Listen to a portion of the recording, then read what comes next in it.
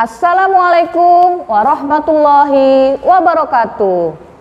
Bertemu kembali dengan saya, Ibu Siti Tienti Wahyuni Nasution, Magister Pemikiran Islam dalam bidang studi Sosiologi di SMA Islam An-Nizam, Medan. Apa kabar anak-anak? Semoga semua dalam keadaan sehat walafiat, tetap semangat belajar sosiologi, karena sosiologi wonderful.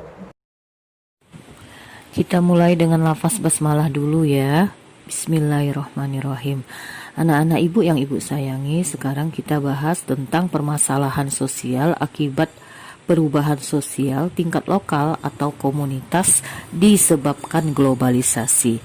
Perlu kita ketahui bersama anak-anak ibu sekalian bahwa globalisasi telah membawa pengaruh yang besar bagi masyarakat, dan ini sudah kita yakini bersama. Namun perubahan yang terjadi akibat globalisasi juga menimbulkan berbagai permasalahan sosial bagi masyarakat. Masalah yang timbul dari proses globalisasi bukan pada konsepnya, namun terletak pada kesiapan masyarakat menghadapi dan melaksanakan perubahan-perubahan yang ditimbulkan oleh pembangunan. Nah, kenyataannya masih banyak kelompok masyarakat dan bangsa-bangsa di dunia yang secara mental dan kultural belum siap untuk melakukan globalisasi.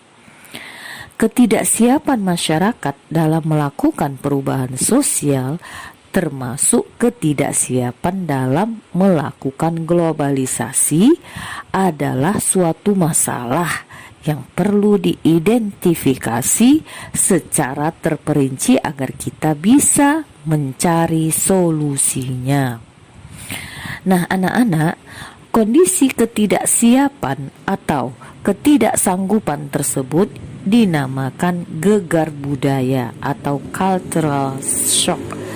Cultural shock adalah kondisi ketika masyarakat mengalami goncangan mental akibat belum siapnya menerima unsur-unsur kebudayaan asing yang berbeda dengan kebudayaan sendiri.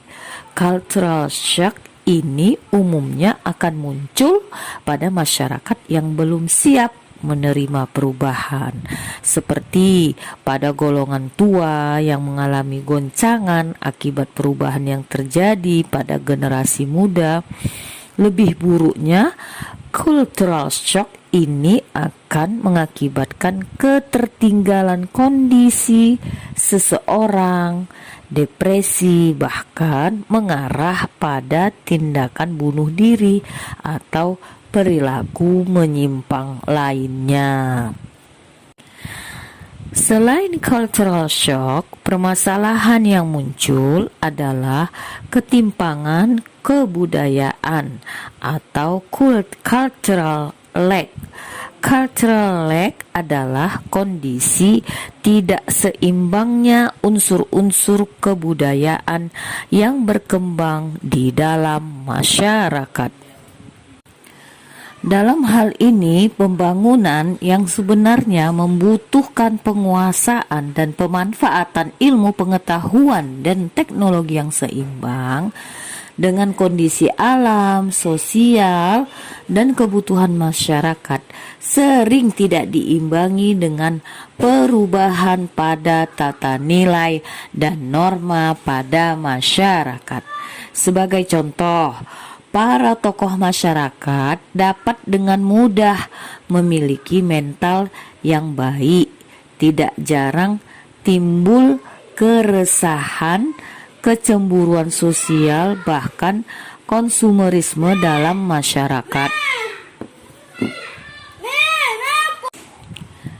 Akibatnya terjadilah benturan nilai yang sering menimbulkan disintegrasi sosial, bahkan keadaan tanpa aturan atau anomi.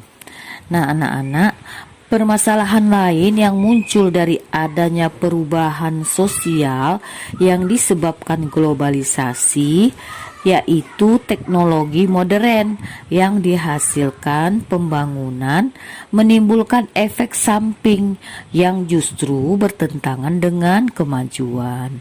Efek samping tersebut seperti pergeseran nilai, norma, perilaku, dan lembaga. Nilai lama dianggap sebagai nilai yang harus dibuang, sedangkan nilai baru dianggap sebagai nilai yang terbaik dan mutlak diterima. Kondisi seperti ini tentu meresahkan masyarakat. Akibatnya timbul ketidaktentraman atau disorganisasi dalam masyarakat. Menghadapi situasi seperti ini, tidak jarang masyarakat bingung karena umumnya efek tersebut tidak mudah tertangkap oleh panca indera.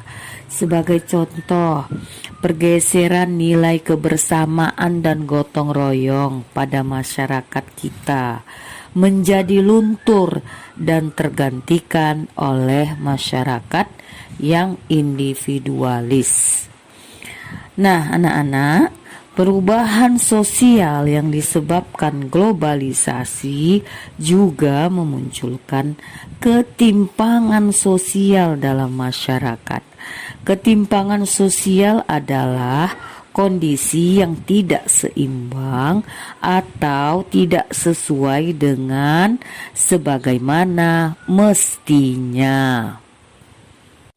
Nah, itulah penjelasan yang bisa diberikan mengenai permasalahan sosial akibat perubahan sosial tingkat lokal atau komunitas disebabkan globalisasi. Nah, sekarang bahasan kita tentang globalisasi dan dampak ketimpangan sosial di masyarakat. Nah, globalisasi menimbulkan masalah kehidupan modern yang tidak bisa kita hindarkan. Dengan adanya globalisasi ini muncul berbagai permasalahan sosial. Salah satunya adalah ketimpangan sosial. Ketimpangan sosial. Seperti yang sudah dijelaskan pada materi sebelumnya ya, ketimpangan sosial adalah kondisi tidak seimbangnya atau tidak sesuai sebagaimana mestinya. Ketimpangan sosial ini mendorong terciptanya kesenjangan sosial. Secara umum yang dimaksud dengan kesenjangan adalah pertumbuhan ekonomi yang tidak sama, distribusi hasil pembangunan yang tidak merata. Situasi inilah yang kemudian menyebabkan banyak terjadi kesenjangan di berbagai wilayah. Keadaan ini tentunya menimbulkan rasa ketidaknyamanan bagi masyarakat. Sebagai contoh, kita dapat melihat kesenjangan yang jelas ada di depan mata. Misalnya, banyaknya gedung-gedung pencakar langit yang megah, tetapi di balik gedung tersebut terdapat perkampungan kumuh yang tidak layak huni atau slum area. Hal ini menunjukkan adanya kesenjangan kehidupan, yaitu senjangnya kehidupan mereka yang tinggal di tempat kumuh dan di tempat yang bagus. Ketimpangan atau kesenjangan yang muncul di dalam masyarakat antara lain: pertama, kesenjangan penguasaan iptek. Kesenjangan ini terjadi sebagai akibat dari kesenjangan mutu pendidikan dari berbagai daerah, sehingga kebutuhan tenaga kerja yang diambil dari lulusan tertentu seperti SMK dan perguruan tinggi yang seharusnya sudah memiliki kualitas tertentu sulit terpenuhi karena kualitasnya yang tidak sama. Kedua, kesenjangan ekonomi. Di sini kesenjangan banyak terjadi di berbagai daerah seperti menikmati penghasilan kaum teknokrat dan para pengusaha yang semakin besar. Hal ini karena mereka memiliki peluang yang luas dalam mengembangkan usahanya. Sementara itu, kaum buruh, pegawai rendahan, dan petani yang memiliki lahan kecil sulit mengembangkan usahanya dan juga sulit memenuhi kebutuhan hidupnya. Yang ketiga, kesenjangan di bidang politik.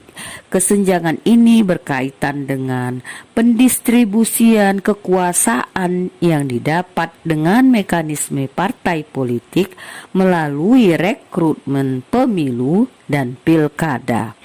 Hasil pilkada dan pemilu terkadang tidak menghasilkan tokoh-tokoh politik yang berkualitas karena adanya unsur korupsi, kolusi, dan nepotisme. Yang keempat, kesenjangan sosial budaya.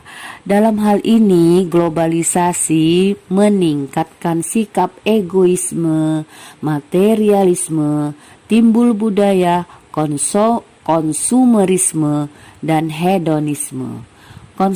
Konsumerisme adalah gaya hidup yang menganggap barang-barang mewah sebagai ukuran kebahagiaan. Adapun hedonisme adalah pandangan yang menganggap kesenangan dan kenikmatan materi sebagai tujuan utama di hidupnya. Kesenjangan yang terjadi dalam masyarakat ini juga memicu berbagai permasalahan sosial, seperti terjadinya kecemburuan sosial sehingga mendorong terjadinya tindak kejahatan dan kriminal. Hal ini tentunya mengganggu keamanan. Akibatnya banyak pihak yang berkepentingan secara ekonomi akan mengalihkan kegiatan ekonominya ke tempat lain. Dengan demikian, kondisi ini merugikan masyarakat dan perkembangan wilayah itu sendiri. Nah, inilah yang menjadi penjelasan tentang globalisasi dan dampak ketimpangan sosial di masyarakat. Berikutnya, pembahasan tentang strategi dan berbagai pendekatan pemberdayaan untuk mengatasi ketimpangan sosial akibat globalisasi. Yang pertama, reaksi komunitas lokal terhadap globalisasi. Nah, jauh sebelum globalisasi muncul, komunitas lokal sudah ada di dalam masyarakat ya nak. Mereka melakukan kegiatan sehari-hari sesuai dengan tradisi dan adat kebiasaan yang berlaku. Dampak globalisasi yang terjadi dalam masyarakat tentu akan berpengaruh juga pada kita sebagai anggota masyarakat dalam komunitas lokal dan lebih luas sebagai bangsa Indonesia. Globalisasi merupakan tantangan bagi masa depan bangsa kita. Untuk itu, kita harus siap menghadapinya dan mampu menangkap peluang yang ditawarkan. Ada berbagai macam reaksi komunitas lokal sebagai respon terhadap arus globalisasi ini. Secara umum, berbagai reaksi tersebut dapat kita simpulkan sebagai berikut ya. Yang pertama, Roland Robertson mencatat bahwa sebenarnya hal yang kita pilih dari hal-hal yang bersifat global hanyalah yang menyenangkan kita dan kemudian mengubahnya sehingga hal tersebut beradaptasi dan sesuai dengan budaya dan kebutuhan komunitas lokal. Ia menyebut ini sebagai globalisasi, yaitu komunitas lokal menangkap pengaruh global dari dan mengubahnya menjadi sesuatu yang cocok dan dapat diterima oleh selera lokal. Sebagai contoh, industri film India menggabungkan ide-ide barat masa kini mengenai hiburan dengan mitos Hindu, sejarah dan budaya tradisional. 2. Kita dapat mencampur unsur-unsur global untuk menghasilkan penemuan baru dari hasil penggabungan itu. Misal, beberapa musik dunia mencampurkan beat tarian barat dengan gaya tradisional dari Afrika Utara dan Asia. Cohen dan Kennedy menyebut ini sebagai kreolisasi. Yang ketiga, komunitas global berarti bahwa sekarang sulit bagi orang untuk tidak memikirkan dengan sungguh-sungguh kegiatan-kegiatan di dunia atau mengakui bahwa kita hidup di tengah-tengah dunia yang bercirikan resiko. Ini dapat menjadikan pelebaran identitas komunitas lokal, terutama jika memilih untuk memenangi sesuatu yang global berkenaan dengan isu-isu seperti lingkungan hidup atau pengurangan utang. Pilihan-pilihan semacam itu turut bertanggung jawab terhadap peningkatan gerakan anti-globalisasi, terutama di kalangan anak muda. Yang keempat, pengetahuan kita tentang hal-hal global dapat meninggikan kesadaran dan kesetiaan kita terhadap hal-hal penting bagi komunitas lokal. Sebagai contoh, semakin menguatnya rasa kebangsaan kita. Nah, yang kelima, beberapa kelompok religius dan etnis berusaha mencegah terjadinya globalisasi karena mereka mengartikan hal tersebut sebagai sebuah bentuk penjajahan barat atau serangan terhadap kemurnian budaya dan agama atau kepercayaan mereka. Anak-anak ibu yang baik, berkaitan dengan pendapat beberapa kalangan tentang globalisasi sebagai sebuah bentuk penjajahan budaya, para transformasionalis, ibu ulang ya, para transformasionalis memberikan kritik mereka dengan 3 pandangan. Yang pertama, mereka atau kalangan yang mengkritik globalisasi membuat kesalahan dengan menganggap bahwa aliran budaya hanya satu dan berasal dari satu arah, dari dunia barat menuju negara-negara berkembang, khususnya pada komunitas lokal. Fokus seperti ini tidak melihat bahwa kebudayaan barat pun sebenarnya diperkaya dengan adanya masukan dari budaya dan agama dari negara lain, seperti pada zaman Renaissance.